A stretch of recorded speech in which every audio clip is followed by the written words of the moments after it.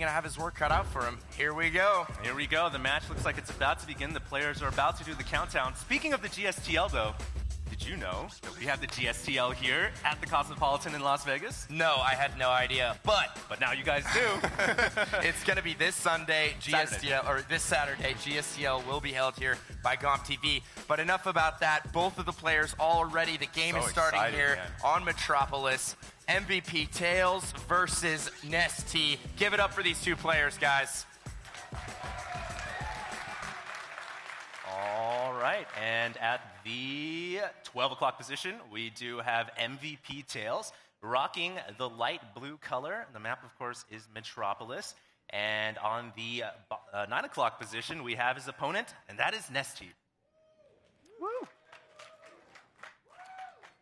Now, on this map, Metropolis, things get interesting with this matchup. There's a wide open mid area on this map, so many different avenues of attack. You see a lot of pushing and pulling in the mid, trying to garner position. And then also, you have all these destructible rocks positions to access the natural. So there's many different avenues players can take to get into the natural here, which makes walling off a little bit difficult for a Protoss player. Yep, and let's talk a little bit about the strategies these players might employ. You know, ever since Stefano kind of rocked the world with his mass roach strategy, around 12 minutes in, bring out 200 supply of roaches, every Zerg nowadays is starting to do that against Protoss. And I am a Zerg guy, but I'm going to have to give some love to Protoss out there, man. They're having a very hard time holding off all of these roaches after they forge fast expand.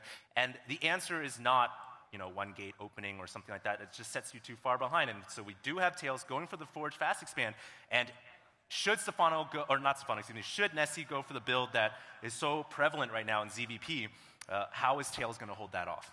Well, it's funny you mentioned that because the script has almost been flipped.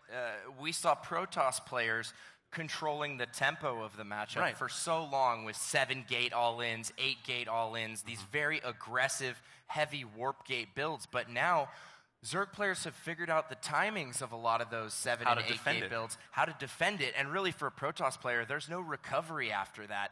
Now the tempo has switched into the Zerg side of things. The Zerg players are dictating the tempo of the game. Absolutely. They're attacking the Protoss player with heavy supply worth of roaches very early on, and that's not all that they can do. I mean, the game can certainly transition from beyond there if the Protoss player can make a solid hold. Yeah, absolutely. That's really the hardest thing, though, is being able to make that hold against all of those units. We might see, 4-gate robo, 5-gate robo, something like that, getting a ton of immortals out. I know one strategy that Protoss can employ as well is rather than making an observer out of the first robotics facility, which is what most Protoss players usually do, they might instead get hallucination, and that allows them to get a quicker immortal out. And that means they're going to have more immortals to stop that massive force of roaches when they do come knocking at the front door. So look for TAiLS to maybe employ that. We'll see what he does. Now, over here on TAiLS' side of things, we do have kind of an interesting wall-off here. He has the two pylons in a rather unique position. He's got that cannon going up the gateway. And I think the weirdness, if you will, behind his wall is that in the event the destructible debris go down, he's going to have an option to fully wall off there with a few additional buildings. You think he could finish that wall off with 2 more gateways? It looks pretty close, but maybe a gateway and a pylon. Cybernetics core is going to go up behind the rocks, so he's actually preemptively walling that off standard on this map, and we'll have to see if NesTea chooses to go after those destructible rocks. He also has the back avenue to the natural that he could utilize, but he is going to go ahead and grab that early third against Protoss, and I like that against TAiLS taking this very early natural. He's not going to be able to move out for quite some time, so NesTea's going to get his macro going, sit back, drone up, and take it from there. All right, well, let's see what happens here. NesTea does have that third hatchery coming up, as you mentioned, and pretty similar, as most Zergs would want to get those 3 hatches up and going. You won't see the roaches start to come out until they get that 4th macro hatch, so they really want to get the gases going around the 6-minute mark, get 2 gases, maybe even a 3rd one, start to accumulate the gas, get the roach warren, get the lair, +1 attack, and speed, and then that's when we're going to really start to see the roaches make their cameo appearance on the stage of Metropolis. Yeah, we'll have to see when he grabs his gases. Right now, NesTea just sitting on pure minerals, very standard, but we'll have to watch to see when he takes his gases and how many gases he decides to take. Now, TAiLS is actually working down the back rocks right now, towards the third. NesTea does have an Overlord in that position, and he will probably be aware of right around the time that the third goes down for TAiLS, so we'll have a beat on that and know just exactly when he's taking his expansions. Well, both these players right now really just kind of building up their armies. We do have a sentry on the way. It's always a good idea to go ahead and get those sentries first, because they accumulate that energy over time, and you want that force field energy to really start to get up there, so you're going to have enough for force fields. We do, by the way, on that production tab have a double extractor down, a third one and a fourth one coming, so he's going to have plenty of gas, and that Roach Warren's coming up as well. Yeah, quad extractors and a Roach Warren. Still producing cycles of drones. NesTea doing a great job thus far. He's up 54 to 44 harvesters at the moment. TAiLS continuing to just chrono boost out probes.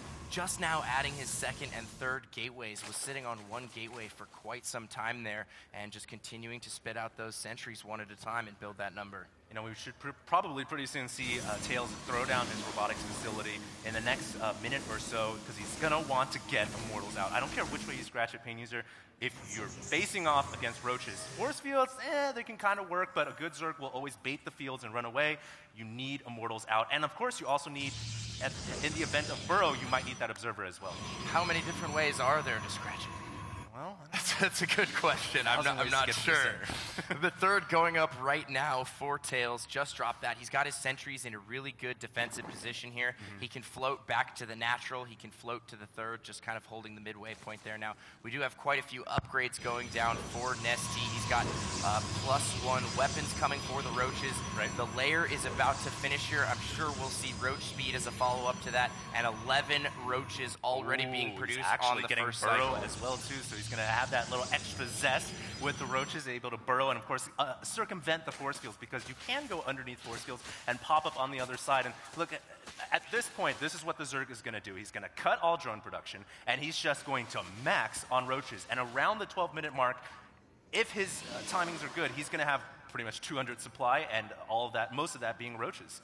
Then it all boils down to micro building positioning and just downright maybe a little bit of luck for TAiLS to hold off a push at the third. On this map, everything is so wide open. Look at the positioning here at the natural and the third. It's so difficult for Protoss players on this map, because the Zerg player can hit multiple avenues of attack. And, you know, here we have NesTea just clearing out some of the destructible rocks around his base, continuing to macro, taking a fourth base as well. TAiLS adding some additional cannons right now, and getting the 6 gases up. He does have his assimilators at the third base as well, so his gas income is going to be off the hook here in a second.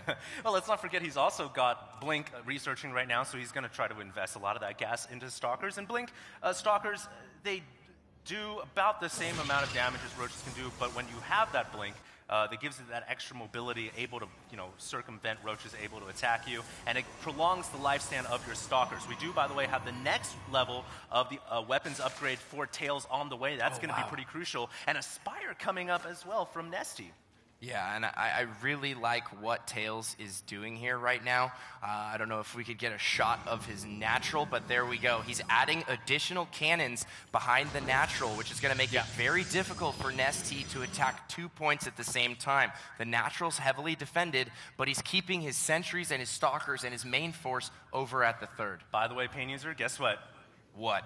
NesTea is maxed. There we go. He is maxed right on time. Supply, around 12 minutes. Right at the 12-minute mark, and here we go. It's going to be so hard for the Protoss to hold off. And looking at this battle force right now, fields. good force fields though, and it looks like it's going to cut the Roaches away. But this is what the Zerg can do. He has Burrow. He can go underneath the force fields, and all he has to do is continue to circumvent that energy. He needs to wait until burrowed movement finishes. He doesn't quite have it. TAiLS doing a great job isolating Roaches in different portions here. Gonna pick off quite a few, but there's just so many of them. The Roaches continue to march in. He's almost out of force fields. He's continuing to lose units. I don't know if TAiLS can hold on here, man. This is looking really bad, but he's warping in more Stalkers. Of course, remember the Stalkers do have right now +1 weapons, +2 should be finishing up pretty soon. Those roaches are just bearing down on the third here, and I don't really know if TAiLS is going to be able to hold this off, and he's taking so much damage.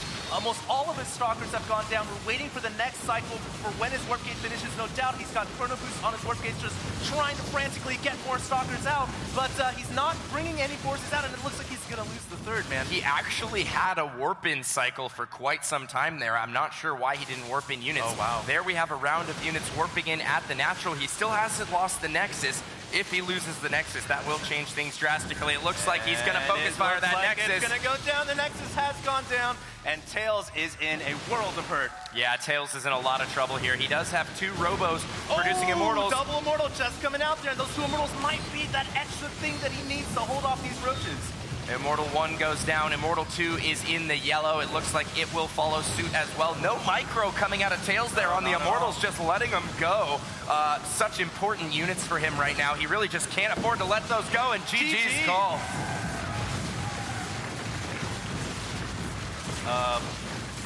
It's like watching NesTea today just dominate all day long, man.